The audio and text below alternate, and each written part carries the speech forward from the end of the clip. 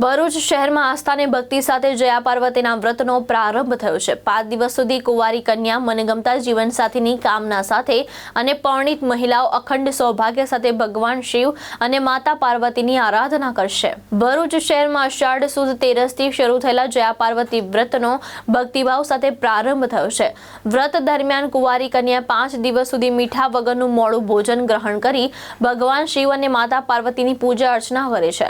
સાથે જ અગાઉ જવારાનું પણ વિધિવત પૂજન કરવામાં આવે છે।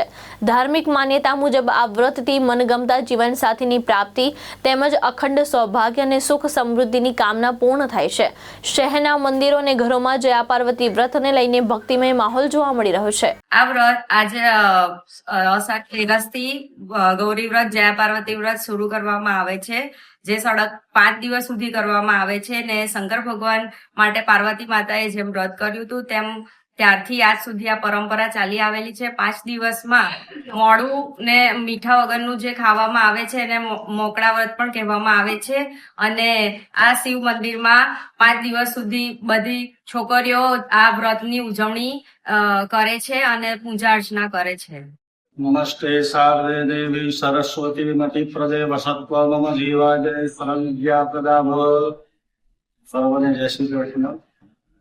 ગૌરી વ્રત તથા જયા પાર્વતી વ્રત અષાઢ સુદ 13 થી અષાઢ વદ 20 સુધી એ ચાલે છે। 5 દિવસનું વ્રત હોય છે।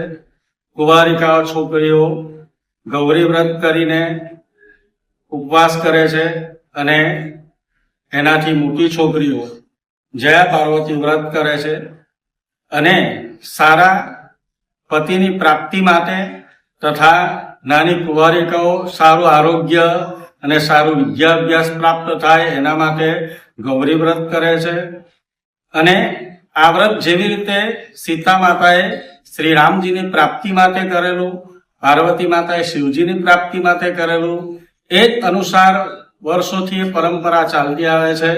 અને આ વ્રતની અંદર મીઠા વગરનું તથા અનાજ ઇત્યાદિનો ત્યાગ કરીને એ લોકો ઉપવાસ કરે છે ને સૂર્યાસ્ત પહેલા એ મોડું ભોજન કરે છે, જેને મોરાકત વ્રત પણ કહેવામાં આવે છે।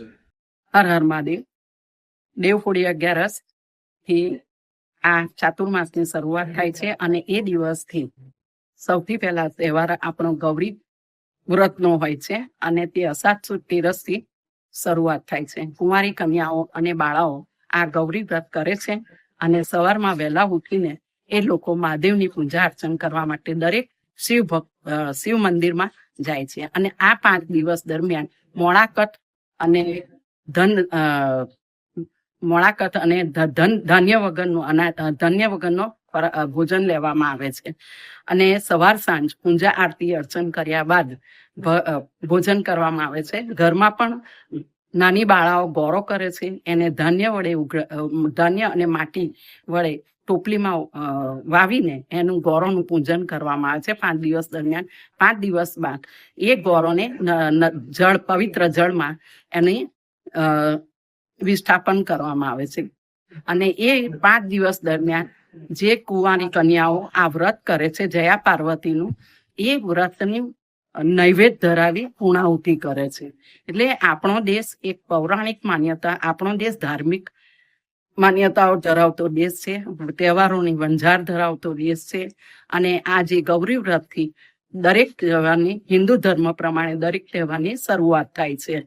અને એમાં કહેવાય છે કે આ ગૌરી વ્રત કરવા પાછળનો મુખ્ય હેતુ શિવ પાર્વતીનું કથા રહેલી છે। કહેવાય છે કે પાર્વતીએ શિવ ભગવાનને મેળવવા માટે ઘોર તપસ્યા કરી અને વ્રત કરી અને ભગવાન શિવને પ્રાપ્ત કર્યા હતા અને તેથી જ આ દિવસથી દરેક કુંવારી કન્યાઓ, નાની બાળાઓ ગૌરી વ્રતનું પૂજન અર્ચન કરે છે શ્રદ્ધાભેર, ભાવભક્તિપૂર્વક। આ 5 દિવસ દરેક શિવ મંદિરમાં એની પૂજા અર્ચન કરવામાં આવે છે અને આદર્શ પતિ મળે, ઉચ્ચ જીવન સાથી મળે, સુખ શાંતિ જીવનમાં જળવાઈ રહે, એ આ વ્રત કરવા પાછળનો મુખ્ય હેતુ અને આશય રહેલો છે। અસ્તુ। કેતન મહેતા, દ્રષ્ટિકોણ ન્યૂઝ, ભરૂચ।